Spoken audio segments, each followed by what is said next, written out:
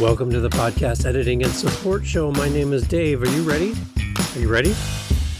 Let's go. We're going to start the episode right now. Happy to have you here. Let's do this. All right, you came back. That means A, you're bored, or B, you love what we're doing. And I hope it's B. I hope that you love what's happening here on the podcast. Welcome back. It's Dave. We're here at the Podcast Editing and Support Show. All about podcast editing, all about supporting great podcasters. So whether you're a podcaster looking for an editor or you're an editor and support person looking for a podcaster, this is your home for connecting with them, figuring out how you're going to build a business around editing and supporting to be there for these amazing podcasters out there doing their job and needing your help. Oh, do they need your help?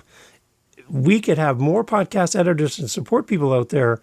We could have more podcasters showing up for their communities, investing their time in the things that really matter, and building their listenership, finding funding, growing their business, doing all of the other things, spending time with their dog, all of the things that are important in life.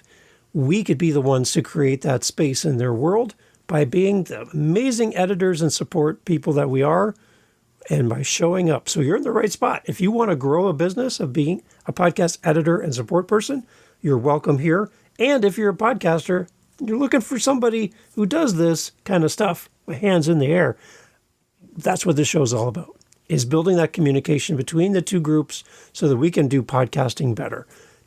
So today's a guide for podcast editors and virtual assistants on the post-recording process and how we can be excellent at it. Welcome to the show. As a podcast editor or virtual assistant, podcast support person, our role in the post-recording phase of a podcast is crucial for delivering a polished and professional product. Today's episode and this guide, tied back to our one-pager where we kind of map all this out for you, again, podcasteditingandsupport.com if you're interested. This guide is here to help you to refine your skills and provide exceptional service to your podcast host and your clients. Today, we're going to be focusing on a few categories, a few areas around the post-production recording process. And we're going to start off with the editing of the main content. So what are some best practices around editing the main content of the show?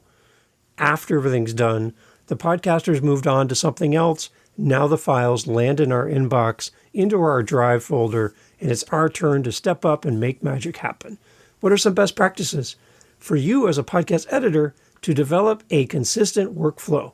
This is a great thing for you to develop right from the beginning. From you, I'm challenging you to create a step-by-step process for each edit so that you don't miss anything. You can go through a checklist. If you get distracted and you have to come back to your work, you know exactly where you left off. Develop a consistent workflow. I love using markers in my digital audio workstation. I use Audacity to highlight areas for me to consider or to go back to and make notes. You can even use a piece of paper and a pencil if you want to be old school like me. Do things to mark up the information and keep track of memorable moments, key things that happened, great quotes, highlights, golden nuggets.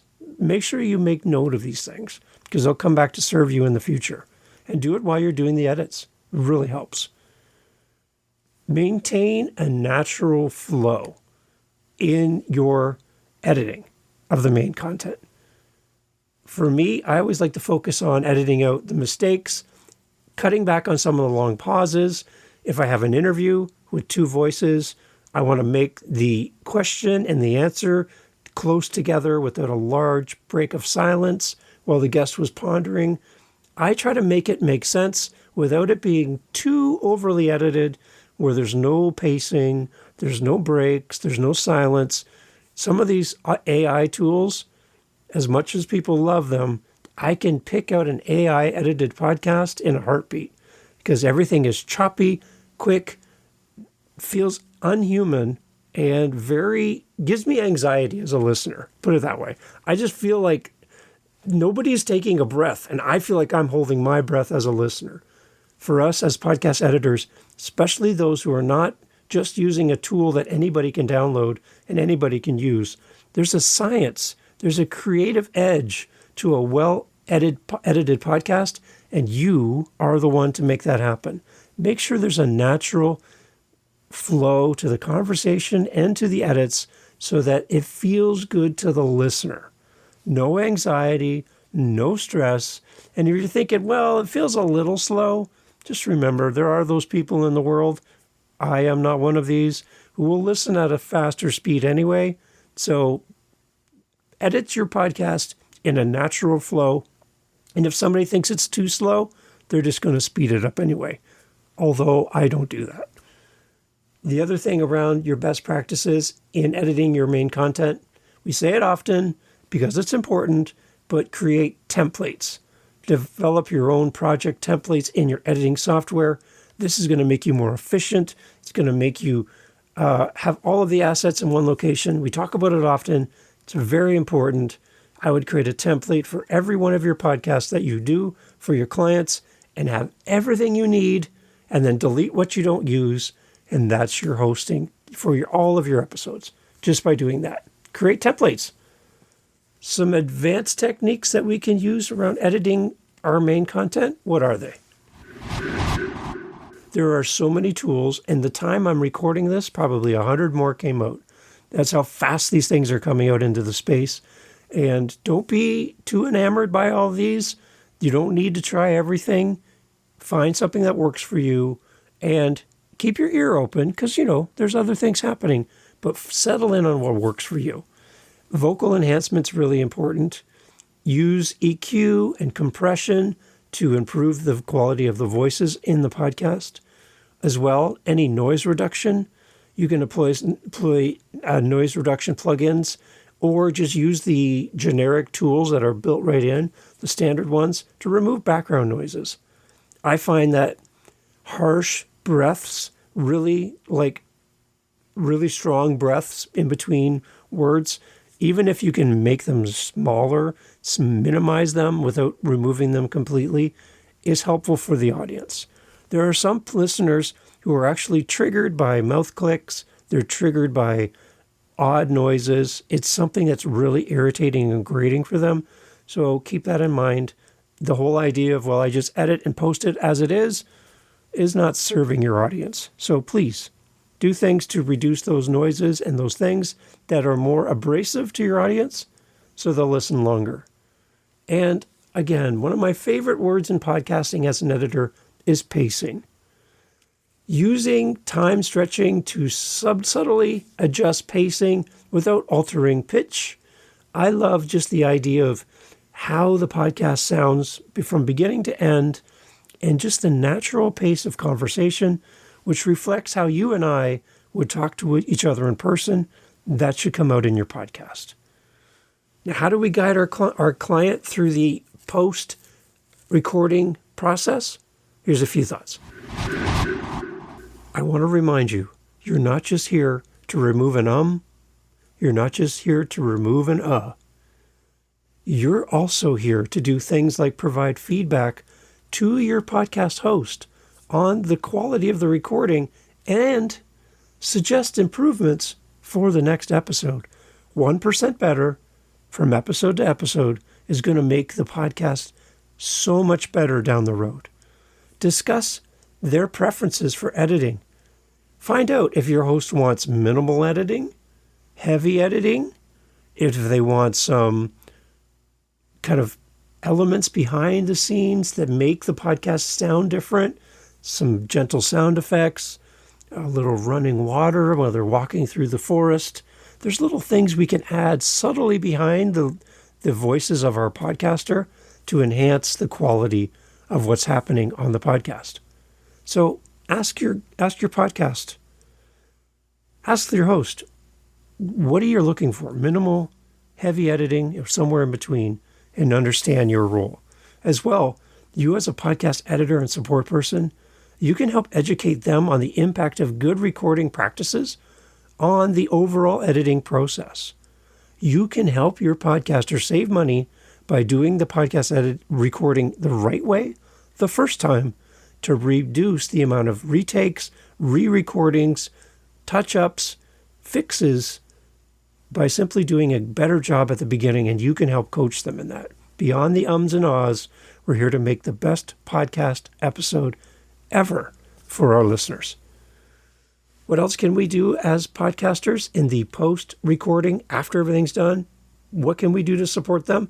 What about adding our intros and outros and a little taste of background music? Background music and intros and outros are such a great tool to create a tone for our podcast, to create a world where people feel welcomed and feel like they're in the right place. People will start to fall in love with well-placed music that complements the podcast and shines a light on the content. So some best practices around this is to use consistent branding when we do our intros and outros, and align their intros and outros to the podcast as a brand. We can also help as podcast editors to be on the hunt to find great music to add to the library. We can maintain a library of royalty-free music for various modes, moods, and segments of a podcast. Remember that your license for your music that you own may or may not be transferable to your clients. Make sure you're up to date on all of the rules and expectations of using the source where you pull your music from so that you understand where the liabilities are. The fact that you own the rights to a certain song does not necessarily mean that the host of the podcast that you work for has the same rights to the same music. They may need to own their own right to that song, because if there's any questions, they're not going to come to the editor. They're going to go to the host first. Keep that in mind. Make sure you check all the small print, and if you're really not sure, talk to your lawyer so you understand your rights as far as transferring music from your library as an editor to your host. Make sure you understand that. As well, the one thing we can really do when we talk about our intros and outros and background music is to be sure that we're balancing our volume very carefully. By balancing the music and volume, we can make sure that our podcaster is heard, there's no distractions, people aren't rustling for the volume knob because it's too loud, too long, all of those things. We want to make sure that the voices are crystal clear and that our musics, our sound effects, our little bumpers, swipes, and noises and whooshes don't overtake the podcast, like you're going to hear right here. We're going to go talk about some advanced techniques as well. That's the next part of our post-production support for podcasters. And here's the swipe. As editors, we need to know how to use the tools built into our software platform of choice, for me, Audacity, to understand how these tools work. So there's some advanced things that we can do as editors, like dynamic ducking. Now, I'm not talking about hunting. I'm not talking about ducks at a fair that you're supposed to sync or whatever. No. But dynamic ducking, meaning how the music and how the words play on each other to make sure that they don't trip over each other. As well, some custom transitions are always fun, and layering our soundscapes to combine multiple audio elements for a rich, immersive intro, outro, or content supplement that helps make the content even better. There's a lot of great tools out there, a lot of great things you can try. So be playful and try them on your own podcast, and reach out to your host and say, hey, I got an idea to make this content just a little bit better. What do you think? And give them some suggestions. You never know. They might fall in love with your suggestions, and that might become the normal thing for their podcast. And it's a nice little treat for a listener as well. How do we guide our content through all this? My suggestion to you is for you to be actively providing regular updates to the intros and outros to keep the podcast fresh. Also suggest to your client to discuss musical choices that reflect the podcast tone and the target audience. Remember that. And explain copyright considerations for music usage, clips from movies, elements from audiobooks, for example. Make sure that you guide and coach your host so they don't get in trouble by doing things they shouldn't. Make sure you're following all the rules and regulations for your industry, for your content, and that you're aware of what's happening. Another thing that we can do in the post-editing process after the recording is done to help support our podcaster is to insert ad spots or sponsorship messages into the content. Depending on where you host your podcast for your podcaster, there might be tools built in that allow for a dynamic ad insertion, which is now called dynamic content insertion because people don't like the word ads. But that's generally what it's designed for. It's meant to be commercial spots where you flag a spot in the podcast and a podcast host is then given permission to insert an ad of their choice with your parameters that they will play within the podcast. Now, people are taking this dynamic ad insertion tool and then using it for more of dynamic content insertion. So, for example, your podcaster is a speaker and they speak all over the place. They're flying around, speaking on stages in front of big audiences. They're going from town to town and they want to let their audience know where they're going to be next. You can use dynamic content insertion, formerly known as dynamic ad insertion, to then tell the audience in real time, in March, I'm going to be on stage in Sacramento. Come and check out the talk that I'm going to be doing on podcasting. Hope to see you there. After the event is over, that content switches to the next thing where your podcaster is going to be speaking, so you can keep your podcast up to date, and it's not time sensitive then. It's happening in real time, and the listener can hear what's happening. Also, some of these tools can be actually designed to talk to a certain geographic area about something specific to that place in the world, ignoring everywhere else. So you can get real-time dynamic content insertion that speaks to the actual audience in Sacramento, and everyone else hears a different ad. There's a lot of great tools. That's dynamic ad insertion, also known as dynamic content insertion. But the other thing you can do is you can actually bake in the ads into the podcast for the podcaster in a more manual process. This is going to mean that this content is going to be more evergreen and something that's going to last for a very long time because it's actually built right in, baked into the content. So this is something that you can do, is you can add in all this great ad spots and sponsorship messages into the podcast. So what are some best practices to do here? Well, here's a couple to think about.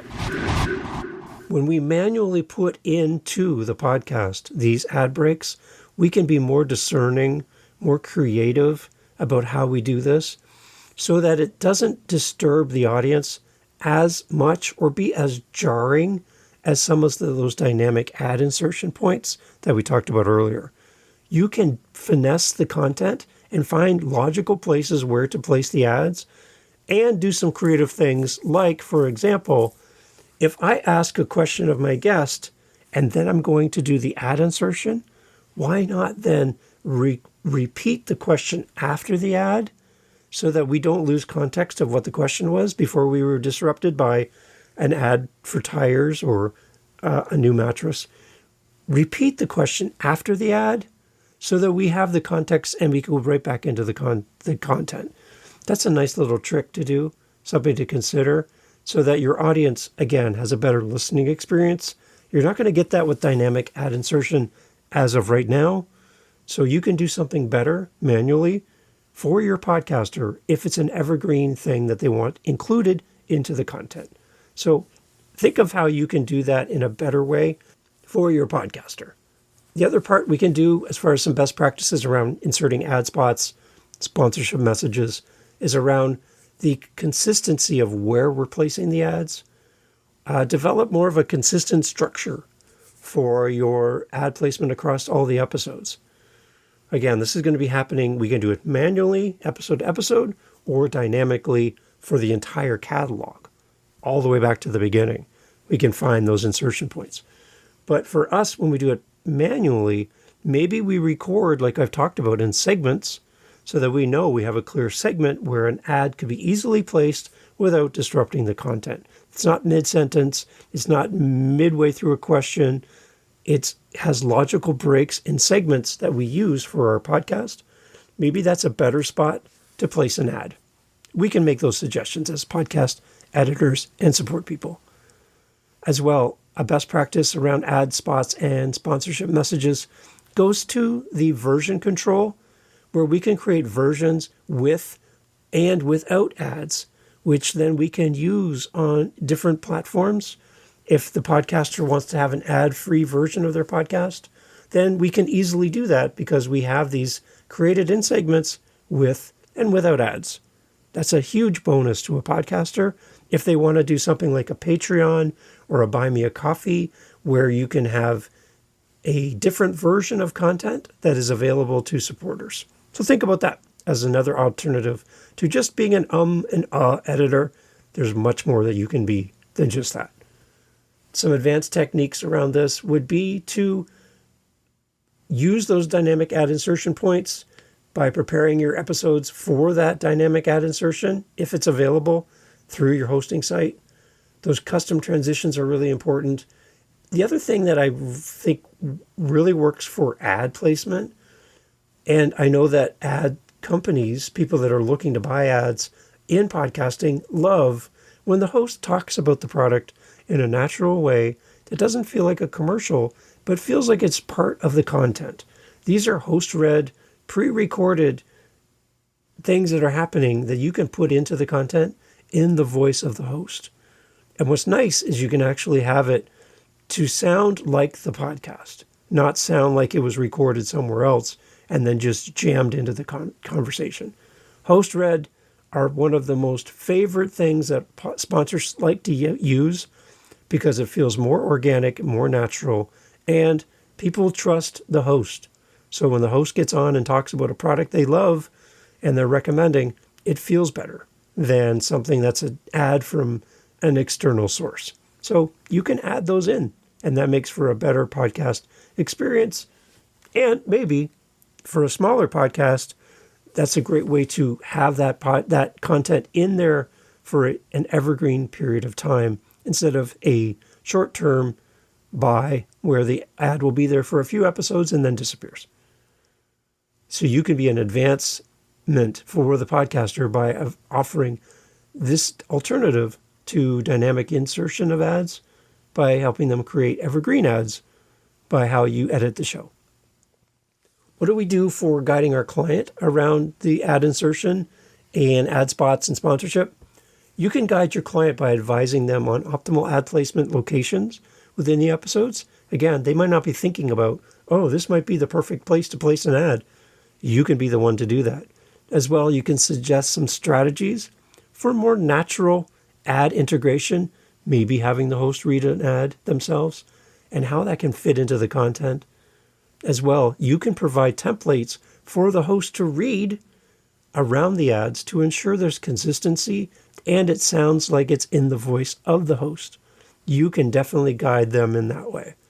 And that's some excellent things that you can provide as a podcast editor and support person. What other things can we provide? How about a quality check for what's going out the door as a podcast? There are many things that we can do as podcast editors and support people to make the podcast better. And as well, that your host may or may not have time to do, which then makes you more important in the process. Again, beyond the ums and ahs. We can offer a full listen through of the podcast as a quality control last step before the podcast is posted live to the world. I hear so many podcast gurus who record and edit their own show and have left in some of the most jarring mistakes. I listened to one podcast recently, and the podcaster who records and edits his own show, he's not very disciplined in the sense that he rushes through it. He's not focused. You can tell he's doing 10 things at once.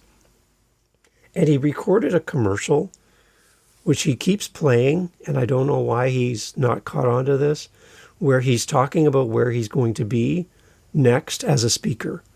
And you hear him talking about, well, I'm going to be at so-and-so and this date. And then you hear him flub a word or something.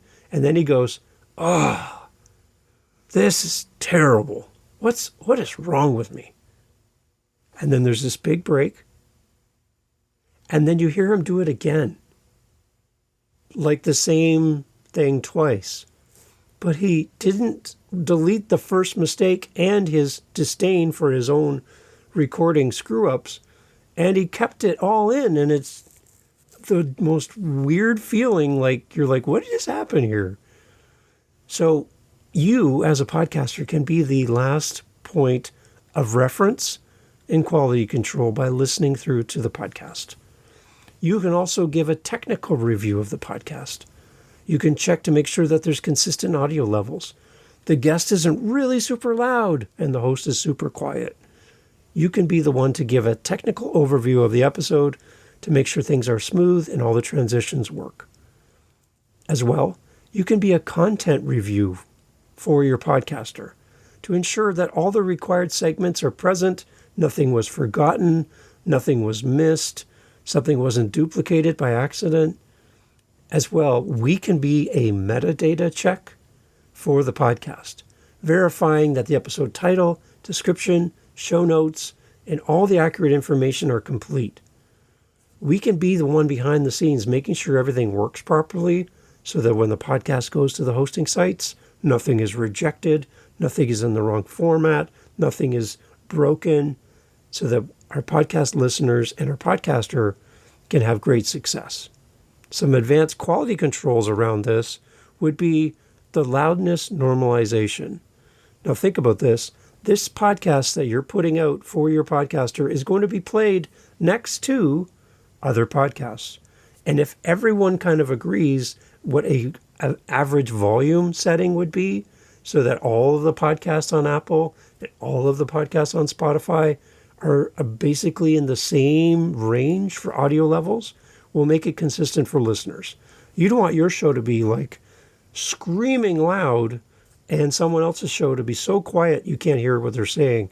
So there's some standard settings that we go by that will help to make sure your podcast fits in that general space of what's average, normal, and consistent on these apps.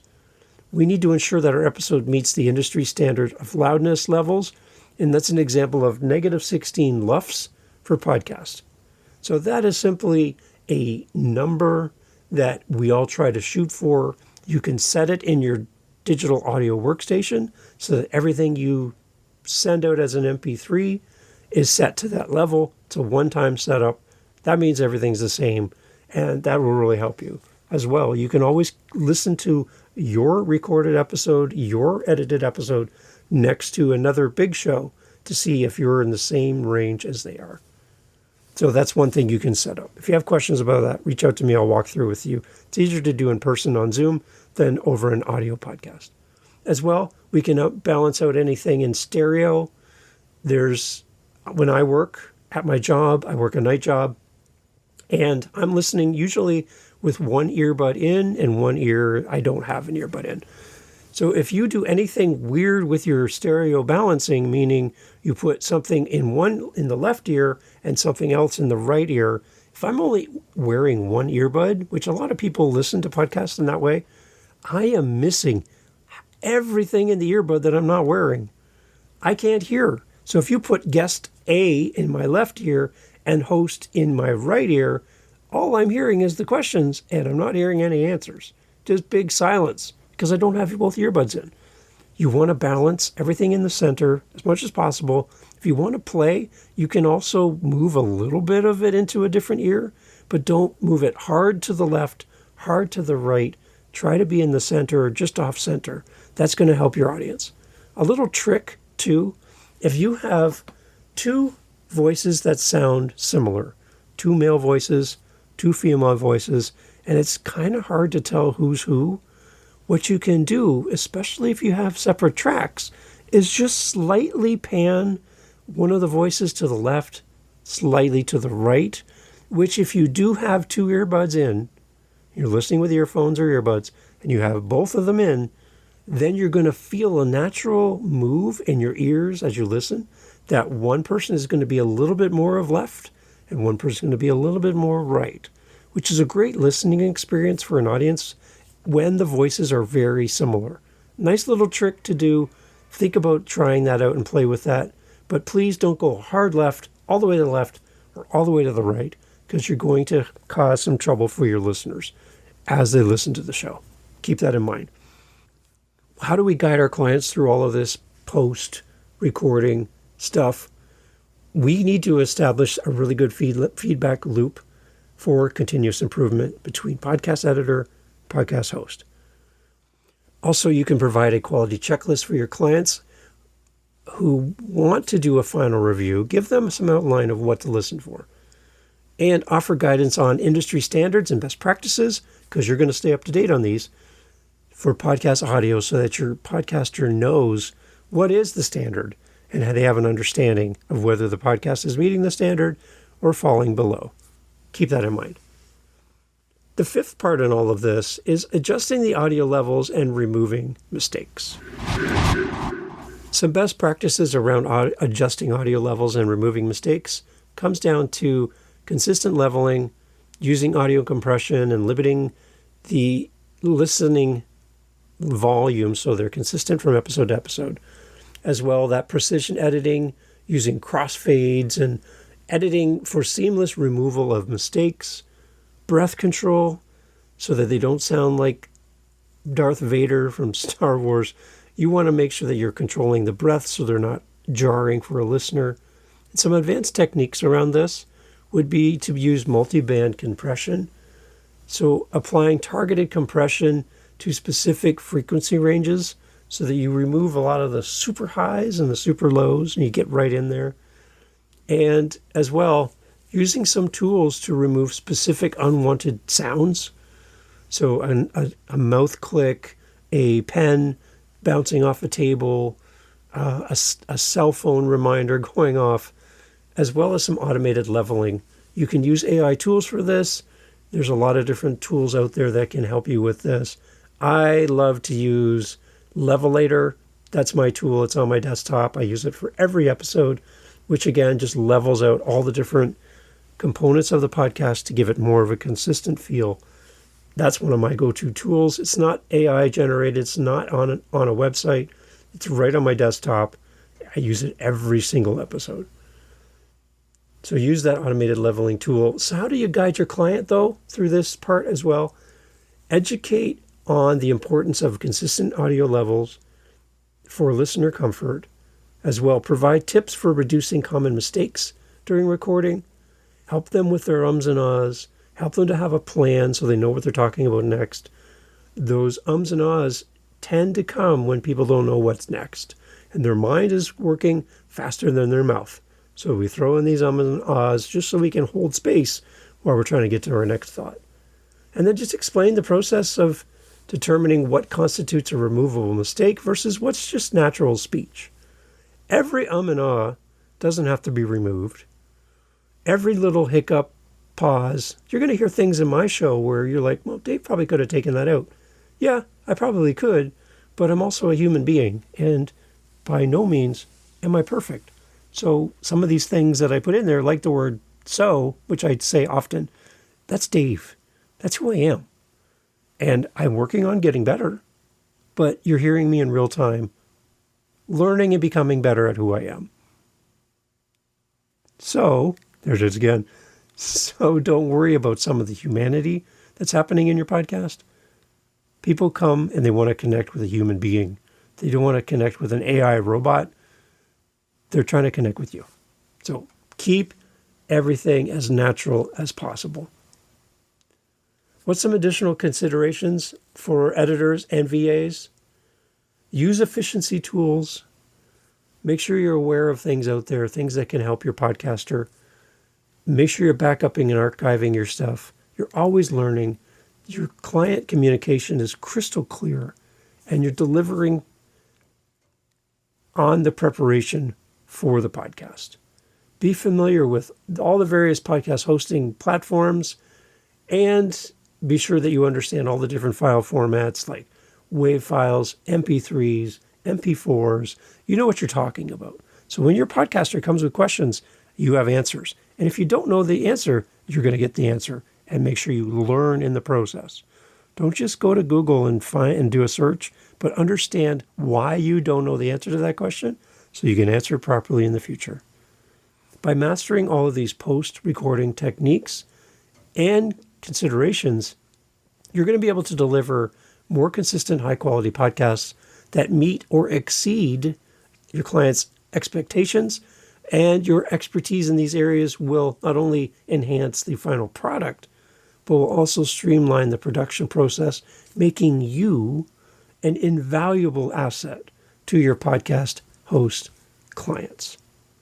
Thanks for being here. If you have any questions about this, or you want to download the actual copy of what I'm using as a template, which we're expanding on in all of these little mini-series episodes, then please reach out, podcasteditingandsupport.com. Love to talk to you there. Thanks for listening to the Podcast Editing and Support Show. Visit us at podcasteditingandsupport.com, podcasteditingandsupport.com. We would love to help you find a great podcast editor, or if you want to hire us, we would love to work with you. Podcasteditingandsupport.com. Catch you on the next episode. Take care.